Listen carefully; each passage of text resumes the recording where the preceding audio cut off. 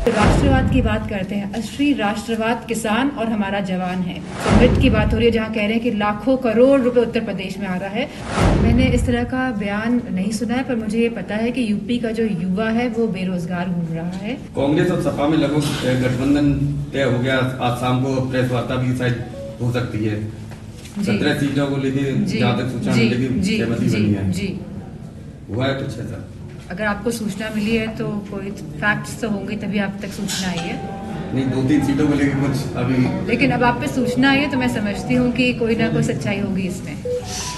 धर्मेंद्र जी पहले वहाँ से थे, बताइए उसे, अब उनको क्या लग रहा है, कहाँ उनको दे जा सकते? आने वाले समय में जिस तरह आप देख रहे हैं रोज लिस्ट निकल रही है हर हफ्ते में, तो आपको पता चल जाएगा कि धर्मेंद्र जी अगर लड़ेंगे तो कहाँ से लड़ेंगे। सांसद जी लगातार लिस्ट जारी की जा रही है। सांसद लगातार नहीं, खाली 3 लिस्ट आई है। 3 लिस्ट आई है। तेज प्रताप यादव जी का उसमें नाम नहीं निकल के आया। क्या मैं समझती हूँ राष्ट्रीय नेतृत्व तय करेगा कि कौन कहाँ से चुनाव लड़ेगा।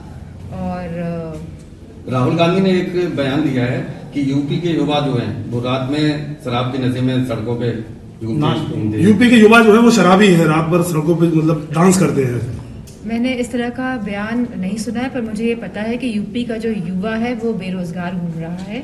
उसके पास काम नहीं है, वो हताश है। उसकी आशाएं धीरे धीरे कम होती जा रही हैं क्योंकि सरकार नौकरी नहीं दे पा रही है। अगर नौकरी आती भी है पुलिस में, आपने देखा होगा किस तरह पुलिस की नौकरी में भी अब जांच का विषय बन गया है क्योंकि पेपर लीक होने का भी सवाल उठ रहे हैं।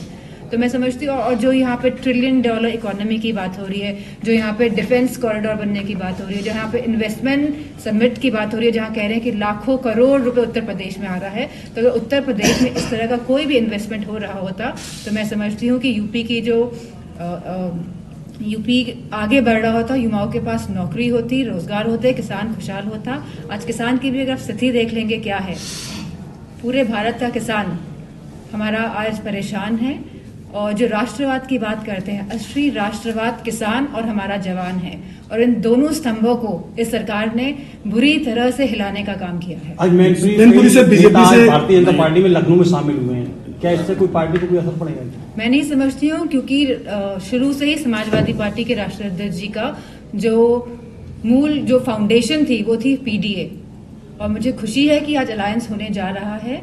और आप देखेंगे कि कितनी मजबूती के साथ ये अलायंस भाजपा का सामना करेगा, क्योंकि भाजपा हर फ्रंट में फेल नजर आ रही है।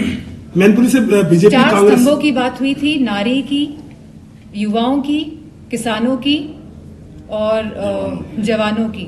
तो मैं समझती हूँ कोई भी खुश नहीं है, और स्पेशली जो ये अग्निवीर योजना लेके आए हैं, जहां हमारा गांव के किसान के बच्चे फौज में जाते थे, जहां अर्थव्यवस्था सही होती थी हमारे गांव की, तो उस सब को बर्बाद करने का काम अगर किसी ने किया है तो 10 साल की केंद्र की सरकार और लगभग 7 साल की उत्तर प्रदेश की सरकार ने किया है। केशव प्रसाद जी का नाम आ रहा है बीजेपी से, मैनपुरी से केशव प्रसाद जी का जो है नाम बताया जा रहा है लोकसभा चुनाव लड़ने के लिए। मुझे नहीं पता है। और सांसद जी किसान लगातार कांग्रेस ने पोस्टर जारी किया है जिसमें राहुल गांधी को श्री कृष्ण दिखाया गया और अजय राय को। मैंने ये पोस्टर देखा नहीं है तो मैं मान नहीं। सांसद जी लगातार किसान धरना दे रहे हैं, सरकार कह रही है कि बैठक की जा रही है, बातचीत की जा रही है, लेकिन अभी तक किसानों के प्रति कोई भी निष्कर्ष हल निकल के नहीं आ रहा। कैसे मानते हैं इसको लेकर, क्या देखते हैं? मेरे हाथ में कुछ है नहीं इन सब चीजों को लेकर।